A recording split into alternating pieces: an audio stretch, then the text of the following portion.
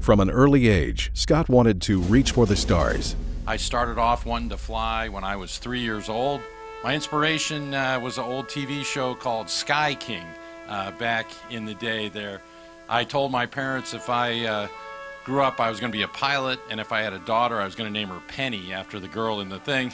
I'm going to be a pilot when I grow up. During his Navy career, Scott rekindled his childhood memories of Buzz Aldrin and Neil Armstrong's moonwalk. How did you get to astronaut status? Well, while I was at test pilot school, we took a field trip to Houston. Kind of like schools all across the country take their kids on field trips to show them what else is out there. I met a bunch of Navy astronauts who'd had a career a lot like mine, and I felt like a kid at the edge of a candy store looking in. Man, that looks great. I want to do that. So when we got back, they had a call for applications, and right after I got out of test pilot school, I applied. I was fortunate enough to get an interview, so I went down to NASA and interviewed with them, came home, waited, got the call. No, we don't want you as an astronaut. So I went back to the fleet and actually got a call for an interview in 2 years after that to come back to NASA. I was in the Persian Gulf at the time, flying missions over southern Iraq, and they asked me to come back for an interview, so I left the ship, interviewed, and this time they picked me. Long before his galactic adventures, Scott was a Boy Scout. The Distinguished Citizen Award recognizes those who exemplify the values Scouting teaches youth. It has become evident that Scott is the epitome of the Scout Oath. And what do you most remember about that, you look back and think, man, that was so cool when we got to do, fill in the blank for me?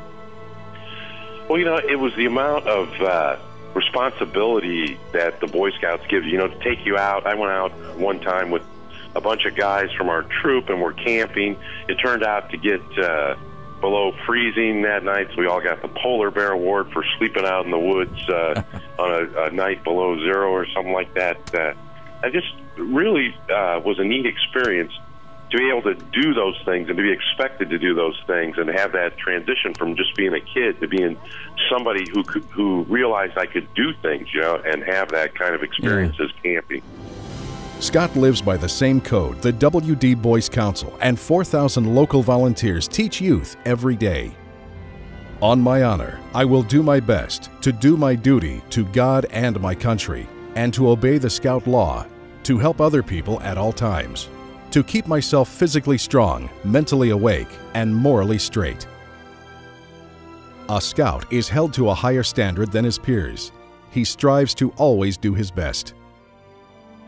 Like a Scout's journey to the rank of Eagle Scout, Scott's journey to space was met with obstacles. I was on cloud 9, as you can imagine, a young kid, dreams are all coming true. Went in and took the pre-induction physical, and they measured my sitting height and said, you can still come to the academy, but we're taking your pilot slot away. You're too tall to be an Air Force pilot. That was a bad day, in the life of a young kid. Forming into small patrols helps a young Scout find their place in a community. Sense of community is carried with a Scout for the rest of their lives. I think that this was a great mission for me to go out on. I really enjoyed it. It took the whole country, really, to be behind us and work together. There were folks at all the centers. Kennedy prepared 2 space shuttles at the same time, something they had done only once before in the history of the program.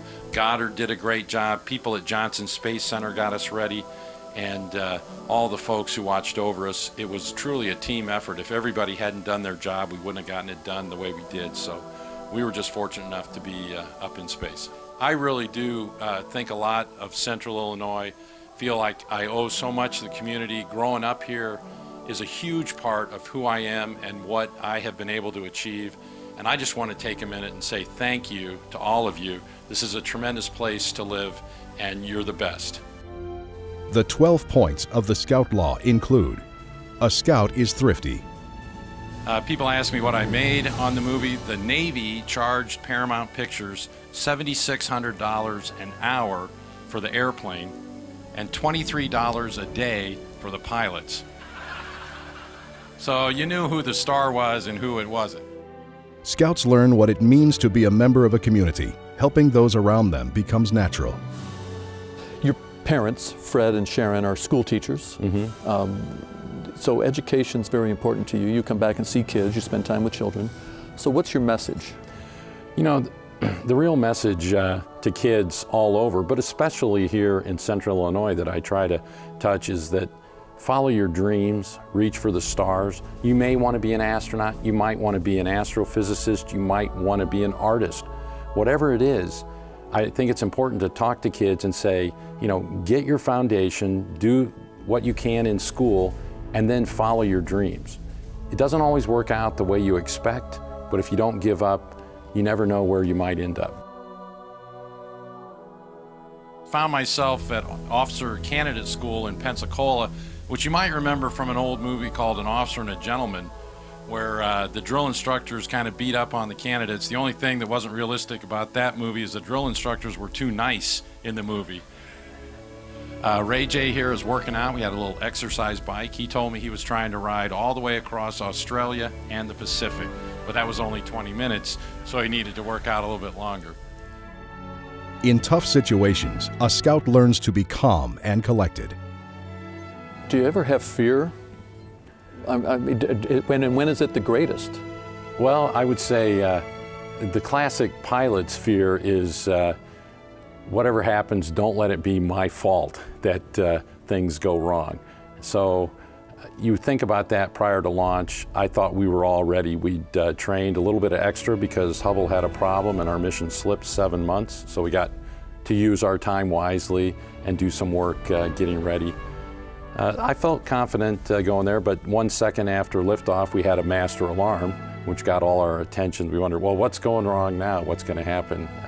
Fortunately, it was an issue with a wire short that took out one of our control channels, but we had 4, so we were able to get to orbit without much issue.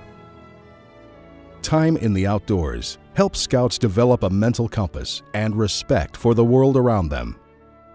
It's how beautiful our planet is, seeing the world from this incredible perspective, and then to look at images from Hubble of those distant galaxies and thinking, you know, this one soda straw slice of the night sky has 1,500 galaxies in it, each with 100 billion stars. You're like, wow, this is a big place out there. I can't even comprehend it all. I feel very small and humble and very awed at the majesty of this creation.